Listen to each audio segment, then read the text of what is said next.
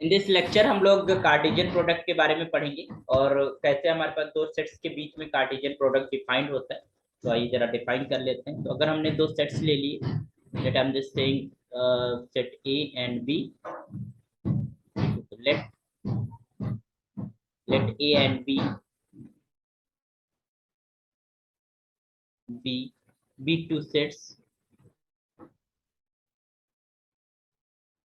okay, then the Cartesian product, then I'm just saying A cross B is just a ordered pair, x comma y type का ordered pair होगा, such that x is from A and y is from, तो ये हमारे पास Cartesian product define होता है। This is known as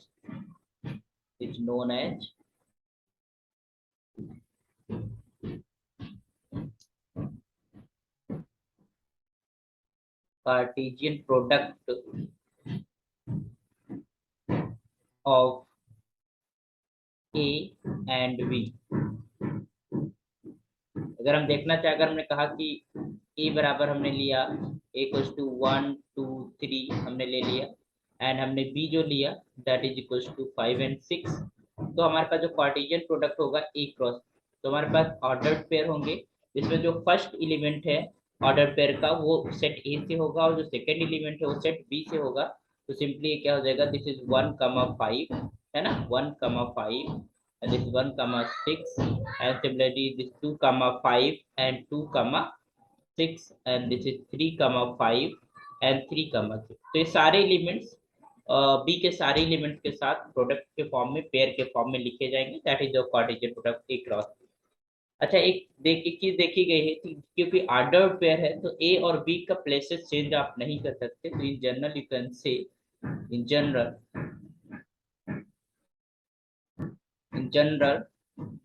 A cross B is not equal to B cross, okay, ये जरूरी नहीं है, ठीक है। क्योंकि अगर हम B cross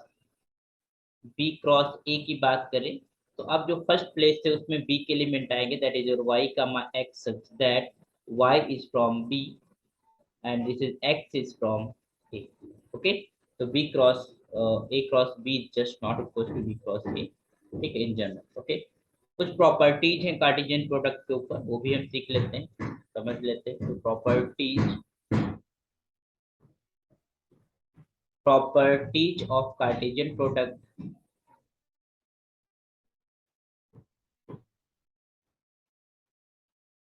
properties of Cartesian product,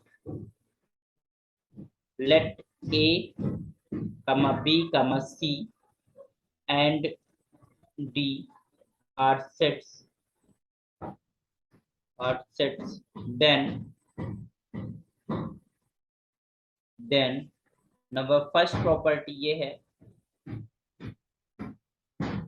कि A यूनियन B का अगर हम कार्टेशियन प्रोडक्ट लेते हैं C सेट के साथ, ठीक है, तो जो कार्टेशियन प्रोडक्ट है वो डिस्ट्रीब्यूट हो जाएगा किसके ऊपर, यूनियन के ऊपर। You can say this is just equal to A cross C union this is B cross, okay. अच्छा, ऑर्डर चेंज नहीं होगा क्योंकि A cross B is just not equal to B cross A। तो ये हमारे पास जो क्लास है या कह सकते कार्टेशियन प्रोडक्ट है वो डिस्ट्रीब्यूट हो जाएगा किसके ऊपर, यूनियन के ऊपर। इसी तरीके से हमारे पास इंटरसेक्शन में भी हमारा डिस्ट्रीब्यूट होती है। ये सारे सिंपली हम प्रूव भी कर सकते हैं, जैसे सेट थ्योरी के जो हमने प्रूफ लिखे थे उसी तरीके से। A intersection B cross C is just equal to A cross C intersection B cross, clear. इसी तरीके से मतलब ये हमने इंटरसेक्शन के ऊपर डिस्ट्रीब्यूट कर दिया। फिर हमारे पास अगर हम डिफरेंस की बात करें A minus B cross C, तो ये हमारे पास डिफरेंस पे भी हमारे पास डिस्ट्रीब्यूट हो जाएगा। तो ये हो जाएगा A cross C minus of this is B cross, okay, minus of B cross, clear. Number fourth number की अगर हम बात करें that is equal to A cross B is just equal to 5, ठीक है। इफ एंड ओनली इफ ये और B का जो कार्टेशियन प्रोडक्ट है अगर वो इम्पटी सेट है, मतलब कोई भी एलिमेंट नहीं है, तो तभी पॉसिबल होगा जब या तो ए हमारे पास एम्प्टी सेट हो या फिर बी एम्प्टी सेट हो, उनमें से एटलीस्ट एक को एम्प्टी सेट जरूर होना पड़ेगा, तभी कार्टेशियन प्रोडक्ट जो है एक एम्प्टी सेट आएगा, अदरवाइज कोई ना कोई एलिमेंट उसके अंदर होगा अगर दोनों set non empty. Okay, fifth property की अगर हम बात करें, that is to A cross C, अगर सबसेट है किसका, बी क्रॉस सी का, ठीक है, if A cross C the subset of B cross C, तो this implies A the subset of B, है ना। एंड हमें एक चीज पता है कि जो सी है वो एक नॉन एम्प्टी सेट है, तो ये इंप्लाई करेगा कि ए जो है वो सबसेट होगा किसका, बी। क्यों? क्योंकि जो फर्स्ट एलिमेंट है दोनों में, वो हमारे पास अगर ए का एलिमेंट बी में नहीं होगा तो एक ऐसा पेयर होगा जो बी बी क्रॉस सी में नहीं लाई करेगा, इसलिए ए को बी का सबसेट होना ही पड़ेगा अगर सी एक नॉन एम्प्टी सेट है, एम्प्टी सेट नहीं है, ठीक है। सिक्स प्रॉपर्टी की अगर हम बात करते हैं, तो सिक्स प्रॉपर्टी ये कहती है कि A cross B is just equal to B cross A. अगर हम कह रहे हैं कि A cross B just equal to B cross A, ये इफ एंड ओनली इफ का रिजल्ट है। If A is empty set, A empty set है, या फिर बी एम्प्टी सेट है, या दोनों इक्वल है। ये तीन ही केस में, तीन केसेस है जिनके अंदर ए क्रॉस बी और बी क्रॉस ए इक्वल हो सकते हैं, अदरवाइज इक्वल नहीं होंगे। या तो दोनों सेम सेट है या फिर उनमें से एक सेट जो है इम्पटी सेट है। ओके, सेवेंथ प्रॉपर्टी क्या कहती है कि ए इंटरसेक्शन बी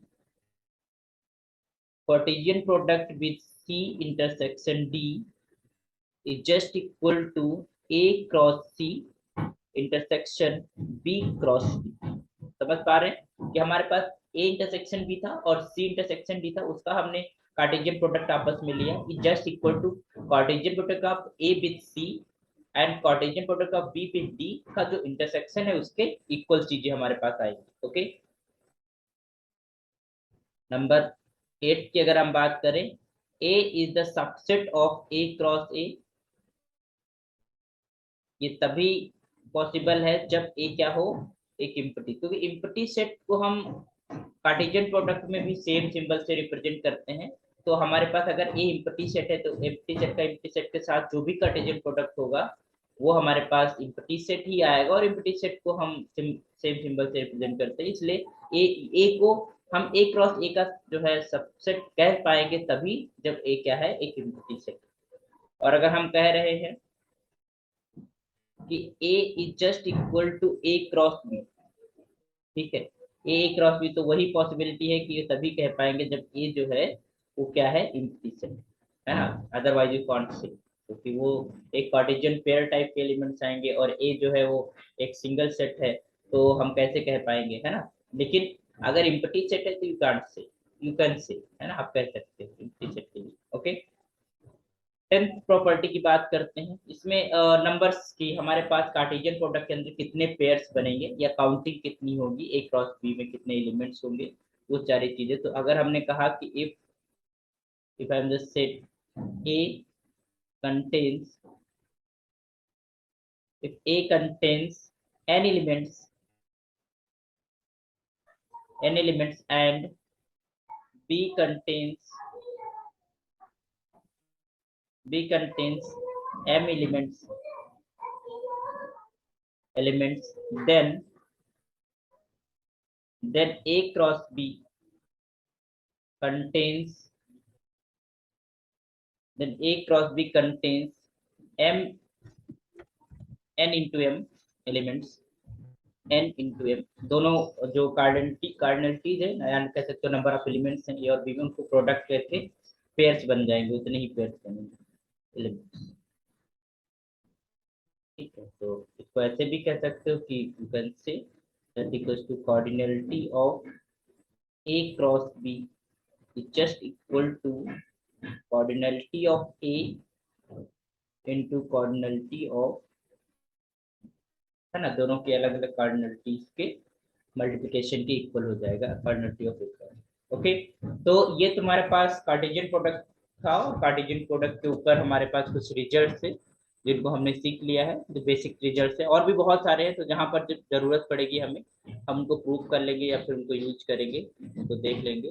तो this is all about your partition product. तो नेक्स्ट लेक्चर जो होंगे वो हमारे पास बहुत इंपॉर्टेंट लेक्चर्स होंगे, तो आप लोग अगर विजिट कर रहे हैं तो नेक्स्ट लेक्चर्स मिस ना करिएगा, जिसमें हम फंक्शंस की बात करेंगे और onto functions, one one functions और बाइजेक्शन की बात करेंगे, इनवर्स फंक्शन की बात करेंगे। तो ये बहुत इंपॉर्टेंट लेक्चर्स आने वाले, जो कमिंग लेक्चर्स हैं बहुत ही इंपॉर्टेंट होंगे, तो आप उनको जरूर विजिट करिएगा, क्योंकि वो फाउंडेशन बहुत जरूरी है किस मैथमेटिक्स की किसी भी फील्ड को पढ़ने के।